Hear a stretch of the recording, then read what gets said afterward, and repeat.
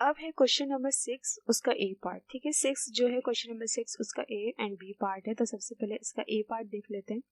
तो question number 6 का ए part जो है वो ये है, the following transaction work completed by mister Saad a sole trader. ठीक है, मिस्टर साद की ये बिल्कुल कंप्लीट ट्रांजेक्शन है। आ सोल ट्रेडर का मतलब कि ये एक अकेले मालिक हैं। ठीक है, कुछ मालिक होते हैं कि मतलब जैसे कि कोई बिजनेस स्टार्ट करते हैं वो, तो बहुत सारे जैसे मालिक होते हैं ना, जैसे पार्टनरशिप का नाम दे दो उसे। ठीक है, लेकिन सोल ट्रेडेड का मतलब ये होता है कि इन्होंने एक बिजनेस जो है वो मतलब खोला होगा और ये उसके अकेले मालिक हैं। ठीक है, किसी पार्टनरशिप में इन्होंने कोई काम नहीं कर रहे। ठीक है, ये अकेले हैं। तो आज सोल ट्रेडेड कभी भी आए तो इसका मतलब यही होगा कि ये एक अकेले मालिक हैं। ठीक है, तो साथ की ट्रांजेक्शन देखने किस तरीके की। तो नंबर 1 है इन्वेस्टेड, बस इन्वेस्टेड लिखा हुआ ₹5 लाख। ठीक है, इसका मतलब इन्होंने इन्वेस्ट किया होगा। कोई चीज़ का नाम नहीं बताया हुआ कि भाई बिल्डिंग की है, मतलब कोई शॉप बिल्डिंग है या कोई लैंड करी है या कोई फर्नीचर वगैरह या इक्विपमेंट वगैरह इन्वेस्ट करा, क्या करा, नहीं, बस इन्वेस्टेड लिखा हुआ है।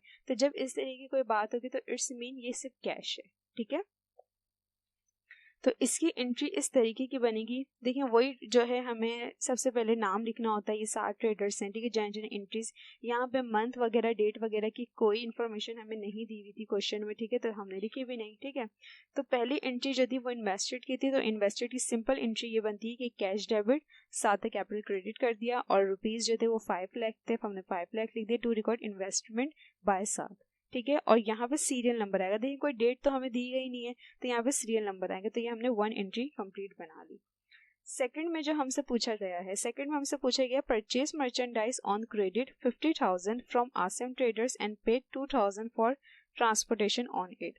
उन्होंने मर्चेंडाइज परचेज की है ऑन क्रेडिट पे। ठीक है, 50,000 की आसिम ट्रेडर्स थे उनसे उन्होंने खरीदी है, जो कि उधार पे खरीदी, और पे करा है 2,000 का ट्रांसपोर्टेशन। मतलब उन्होंने कोई चीज खरीदी है, वो घर पे लेके आए वो चीज, तो उसका ट्रांसपोर्टेशन पे किया है। ठीक है, तो इसकी एंट्री इस तरीके से बनेगी। देखिए अगर परचेजेस की जो सिंपल एंट्री होती है, जैसे परचेजेस मर्चेंडाइज ऑन क्रेडिट, तो इसकी सिंपल एंट्री क्या होती है कि भाई परचेजेस डेबिट हो जाता है और अकाउंट पे भी क्रेडिट हो जाता है, ये सिंपल एंट्री। लेकिन यहाँ पे ट्रांसपोर्टेशन का जो है वो जिक्र दे दिया है, तो इसलिए इसकी एंट्री इस तरीके की बनेगी कि परचेजेस डेबिट, डेबिट साइड पे हमने 50,000 रखे, ट्रांसपोर्टेशन जो पे किया जाता है वो भी हम डेबिट साइड पे लिखते हैं 2,000 का।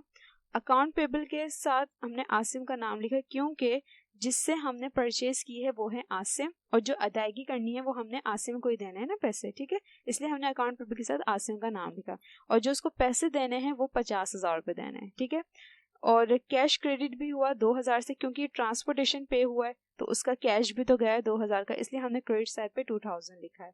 ठीक है,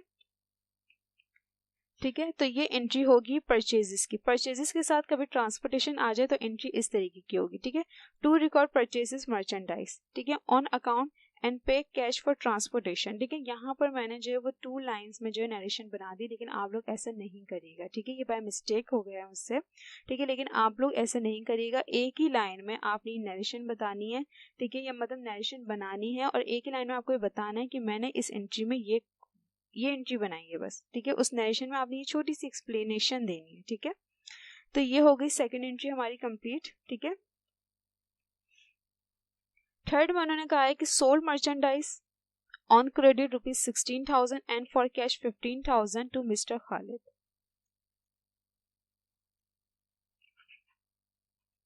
ठीक है, तो ये थर्ड एंट्री है। थर्ड एंट्री में उन्होंने कहा है कि भाई सोल्ड मर्चेंडाइज हुई है ऑन क्रेडिट मतलब उधार पे 16,000 की, and for cash 15,000 to mister Khalid. Mister Khalid को उन्होंने सेल करी है मर्चेंडाइज की। ठीक है, लेकिन 16,000 की उधार पे करी है और 15,000 की कैश पे करी है। ठीक है, मतलब सेल हुई है यहाँ पे उधार में भी और कैश पे भी। तो इसकी मिक्स एंट्री बनेगी इस तरीके की कि कैश डेबिट होगा 15,000 से। ठीक है, क्योंकि ये सेल्स करी है कैश में। अकाउंट रिसीवेबल होगा 16,000 से डेबिट साइड पे, और मिस्टर खालिद का नाम आएगा कि जो सेल्स हमने करी है वो करी है मिस्टर खालिद को, तो पैसे हमें मिस्टर खालिद से लेने हैं। ठीक है, इसलिए हमने अकाउंट रिसीवेबल के साथ उसका नाम लिखा, और सेल्स क्रेडिट करके हमने 15,000 को 16,000 में प्लस करके लिखा कि ये 31,000 हो गया। क्यों कि 15,000 की कैश में सेल करिए एंड 16,000 की ऑन अकाउंट पे करिए, तो टोटल सेल्स जो हुई है यहाँ पे वो 31,000 की हुई है। ठीक है ना, जो कि 15,000 की कैश में हुई है, 16 वो 16,000 की जो है वो अकाउंट रिसीवेबल लिखेंगे। ठीक है, तो जब भी आप सोल्ड करें मर्चेंडाइज और जो है वो कैश पे भी हो ऑन क्रेडिट पे भी हो तो उसकी मिक्स एंट्री बनेगी, ठीक है। अलग अलग नहीं बनाइएगा कि पहले सेल्स क्रेडिट कैश डेबिट फिर sales credit account receivable debit, नहीं। अगर एक ही ट्रांजेक्शन में उन्होंने दो बातें की हुई हैं तो इसकी एक ही एंट्री बनानी है आपको, ठीक है। आप इसकी अलग अलग नहीं बनाएंगे, ठीक है। तो ये थर्ड एंट्री आपकी कंप्लीट हो गई। इसकी नरेशन बना देंगे टू रिकॉर्ड सेल्स मर्चेंडाइज, ठीक है। फोर्थ देख लेते हैं। फोर्थ में था कि receive a cheque of ₹16,000 from mister Khalid in full settlement of his account. मतलब रिसीव करा चेक खालिद से। खालिद कौन थे? जिनको सेल्स की थी। अब उनसे 16,000 रुपए का चेक रिसीव हुआ है और सेटलमेंट हो गई उनके अकाउंट की। सेटलमेंट का मतलब ये हो गया कि भाई 16,000 जो है उनसे लिए हैं, उसके अलावा उनसे कोई पैसे नहीं लिए, ठीक है। तो हम देखेंगे कि भाई उनको सेल्स जो थी वो 16,000 की करी थी या ज्यादा ही करी थी। तो हमने कहा कि भाई 16,000 की ही सेल्स की थी और 16,000 ही उनसे रिसीव कर लिए, तो कोई सेल डिस्काउंट वगैरह नहीं है यहाँ पर, ठीक है। 16,000 की सेल्स हमने उधार पे की थी और 16,000 रुपये खालिद ने पे कर दिए हैं। तो इसकी फोर्थ एंट्री इस तरीके की बन जाएगी कि cash debit account receivable credit, account receivable के साथ मिस्टर खालिद का नाम आ जाएगा और जो रिसीव करें उनसे चेक वो 16,000 का। तो 16,000 में डेबिट एंड क्रेडिट साइड पे अमाउंट मेंशन कर दी और to record cash collection. Cheque receive किया है तो यहाँ पे बैंक नहीं आएगा क्योंकि रिसीव करा है चेक, ठीक है। तो रिसीव अगर हमने चेक किया तो पैसे ही आए ना हमारे पास पूरा बैंक तो नहीं आ गया, ठीक है, सिर्फ कैश ही आया हमारे पास। तो जब आप कैश रिसीव करेंगे तो आपने कैश ही जो है कंसिडर करना है कि मेरे पास कैश ही आया है, ठीक है, बैंक नहीं लिखेगा। हाँ कि अगर आप पेमेंट कर रहे हैं चेक के थ्रू तो फिर वहां पे बैंक आएगा, ठीक है। तो ये फोर्थ एंट्री जो है आपकी कंप्लीट हो गई है, ये चेक रिसीव की थी। एंड फिफ्थ एंट्री जो है वो है कि पे बाय चेक 50,000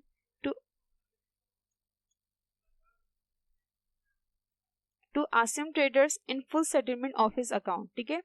पे किया है चेक 50,000 का, ठीक है, टू आसिम ट्रेडर्स को इन full settlement of his account. अच्छा, आसिम ट्रेडर्स कौन थे? जिनको परचेज की थी। यहाँ पे जो सेकंड एंट्री आप देख सकते हैं कि purchase merchandise on account 50,000 from Asim. Asim से इन्होंने कोई चीज खरीदी थी जो कि मर्चेंडाइज थी, ठीक है। अब उनको पैसे दे दिए, ठीक है। फिफ्थ एंट्री में बता रहा है कि भाई मैंने उनको चेक दे दिया है 50,000 का, ठीक है, इन full settlement of his account. मतलब 50,000 मैंने उसको दे दिए हैं और उसके अलावा मैंने मतलब इन फुल सेटलमेंट ऑफिस अकाउंट का मतलब ये होता है कि सिर्फ 50,000 दिए, 50,000 के अलावा मैंने उनको कोई पैसे नहीं दिए।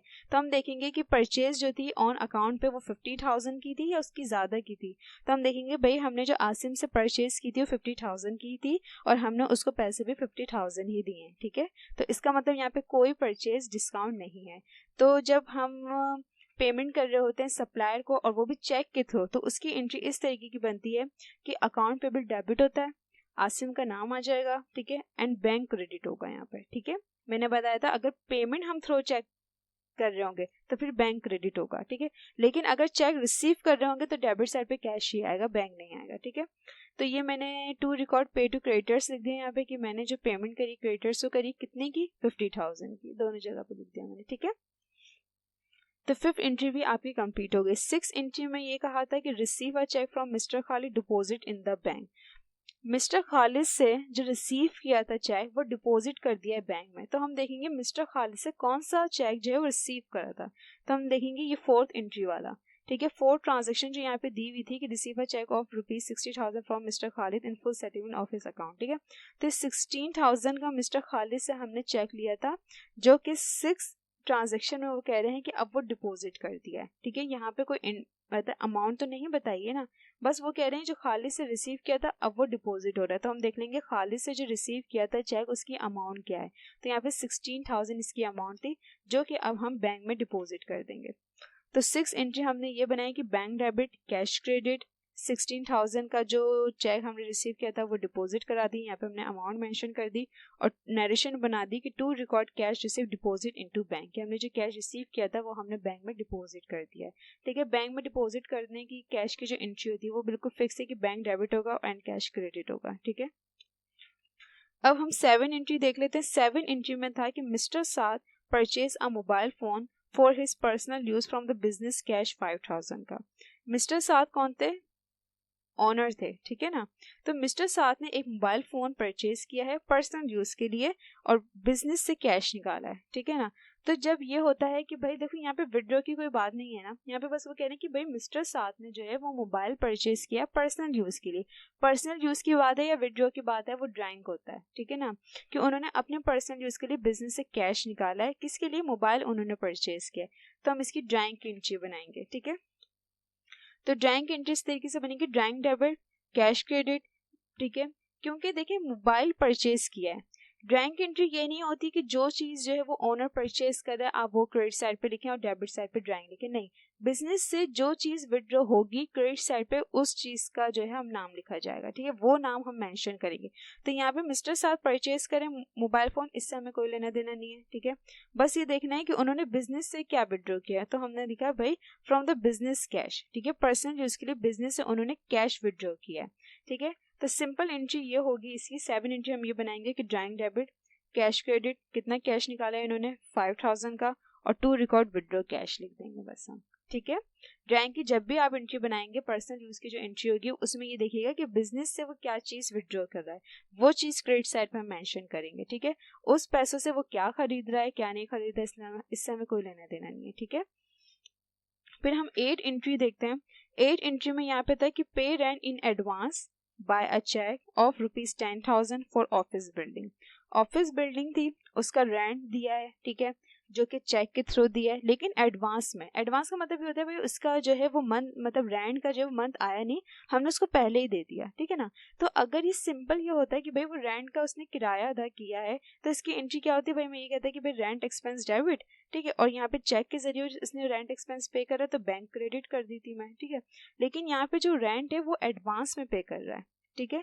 तो जब कोई भी एक्सपेंस हो और वो एडवांस में दे रहा हो, ठीक है ना, तो इसका मतलब है कि वो प्रीपेड है, ठीक है। तो 8 एंट्री हम ये बनाएंगे कि प्रीपेड रेंट डेबिट, और उसने जो वो कैश मतलब रेंट जो एडवांस में दिया वो थ्रो चेक के दिया है तो वो बैंक क्रेडिट हो जाएगा। कितना दिया है 10,000 का, ये हमने दोनों तरफ अमाउंट मेंशन कर दी, ठीक है। एंड टू रिकॉर्ड पे रेंट इन एडवांस, ये हमने नरेशन बना दी, ठीक है, ठीक है। तो जब भी रेंट वगैरह की या कोई भी एक्सपेंस की बात आए और वो एडवांस में पे कर रहा हो तो फिर वो प्रीपेड हो जाता है, ठीक है। तो प्रीपेड रेंट डेबिट कर दिया मैंने, बैंक क्रेडिट लिख दिया, 10,000 की अमाउंट यहाँ पे मेंशन कर दी और नरेशन बना दी, ठीक है। एंड 9 इसकी एंट्री जो थी, ट्रांजेक्शन जो थी वो थी पे सैलरीज, बस पे सैलरीज लिखा है, कुछ बात नहीं की कि थ्रो चेक ऑन कैश, तो इट्स मीन ये कैश के थ्रू हुआ है, ठीक है। तो सैलरीज एक्सपेंस होता है, ठीक है, तो इसकी सिंपल एंट्री ये होगी कि salaries expense debit cash credit amount थी 10,000 की, नरेशन बना दी टू रिकॉर्ड पे सैलरीज, ठीक है। 10 एंट्री देख लेते हैं। 10 एंट्री थी रिसीव कैश 20,000 ऑन अकाउंट, उन्होंने रिसीव करा है कैश 20,000 का, जो कि ऑन अकाउंट मतलब उधार था किसी पर, ठीक है, मतलब इन्होंने कोई सेल्स वगैरह की होगी और पैसे उस वक्त जो है वो नहीं लिए होंगे, अब जो है उसकी अदायगी हो रही है 20,000 की।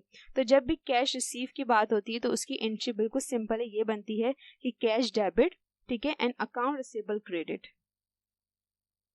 ठीक है, और अमाउंट जो थी वो थी 20,000, हमने दोनों जगह अमाउंट मेंशन कर देनी है और नरेशन बना देनी है टू रिकॉर्ड कैश कलेक्शन, ठीक है। अब इसकी 11 एंट्री देख लेते हैं, ये लास्ट एंट्री है, वो ये है कि render service for cash 50,000 during the last fortnight for repair income. उन्होंने रेंडर सर्विसेज के लिए कैश मतलब रेंडर सर्विसेज होंगी फॉर कैश 50,000, रिपेयर इनकम है। अच्छा, आगे उन्होंने बता दिया है कि भाई ये रिपेयर इनकम है, ठीक है, उन्होंने किसी को सर्विसेज दी होंगी, किसी का कोई काम किया होगा, लेकिन यहाँ पे रिपेयर का नाम आ रहा है तो मतलब कोई चीज ठीक करके दी होगी, जिसके पैसे आए हैं 50,000 के, ठीक है। तो ये जो है ये उन्होंने, ये इनकी रिपेयर इनकम है, ठीक है। इन्होंने किसी की कोई गाड़ी वगैरह कोई चीज़ कंप्यूटर वगैरह जो है वो रिपेयर करा होगा, जिसके पैसे आए कितने 50,000। तो जब भी आप रिपेयर इनकम या किसी भी तरह की इनकम रिसीव करते तो उसकी सिंपल एंट्री ये होती है कि कैश होता है डेबिट साइड पे और जो इनकम होगी उसको हम क्रेडिट साइड पे लिख देंगे। तो यहाँ पे रिपेयर इनकम था इसलिए हमने रिपेयर इनकम क्रेडिट लिखा, ठीक है, कितने से 50,000 से, एंड नरेशन बना दी to record render service in cash, ठीक है, मतलब किसी को सर्विसेज दी हैं वो भी कैश के लिए, ठीक है। तो ये इसकी 11 एंट्री कंप्लीट हो गई, ठीक है। यहाँ पे जो था ये रेंडर सर्विसेज थी कि रेंडर सर्विसेज दी हैं कैश के लिए, ठीक है। प्रीवियस वीडियो में एक इसी तरह की ट्रांजेक्शन थी जो कि ऑन अकाउंट थी, तो उसका इट्स मीन वो ये था कि ना रेंडर सर्विसेज ऑन अकाउंट ये था कि भाई काम तो कर दिया था लेकिन उधार पे किया था, मतलब उसके पैसे नहीं लिए थे, ठीक है। लेकिन यहाँ पर कैश है, तो कैश हाथ के हाथ जो है वो उन्होंने ले लिया। तो इसकी सिंपल एंट्री आप इस तरीके की बना देंगे कि कैश डेबिट हो गया, रिपेयर इनकम, यहाँ पे रिपेयर था तो रिपेयर इनकम। कभी कभार जो है वो कमीशन भी होता है, ठीक है ना। जैसे कि कमीशन इनकम इस तरीके का होता है कि किसी का घर वगैरह जो है आपने सेल करवा दिया, उसका आपको कमीशन मिला, या आपने किसी का घर रेंट पे जो है ना वो दे दिया, तो उसका कमीशन होता है, ठीक है। तो यहाँ पे कमीशन इनकम भी आएगा आपके पास आगे, और कभी रिपेयर इनकम भी आएगा, हर तरह की इनकम आएगी। तो उसको रिकॉर्ड करने का तरीका बिल्कुल फिक्स होता है कि कैश डेबिट होता है और जो भी इनकम होगी उसको आप क्रेडिट साइड पर लिख देंगे, ठीक है। तो यहाँ पे रिपेयर इनकम था, इसलिए रिपेयर इनकम के नाम से मैंने यहाँ पे लिख दिया 50,000 से ये एंट्री हमने रिकॉर्ड कर दी, ठीक है। और जब भी आपके पास रिक्वायरमेंट में ये कहा जाए कि record the above transaction in the journal standard form, तो स्टैंडर्ड फॉर्म के मीन्स कि बिल्कुल प्रॉपर तरीके से आपने जो है ना वो आपने एंट्रीज बनानी है कि नाम वगैरह सब मेंशन करना है। कभी कभार वो स्टैंडर्ड फॉर्म में अगर ना भी बोले तो आपने फिर भी प्रॉपर तरीके से जो है वो जर्नल एंट्रीज बनानी है, और ये नाम वगैरह लिखना जो है वो आप भूलिएगा नहीं, ठीक है ना। यहाँ पे डेट नहीं थी तो हमने नहीं लिखी, ठीक है।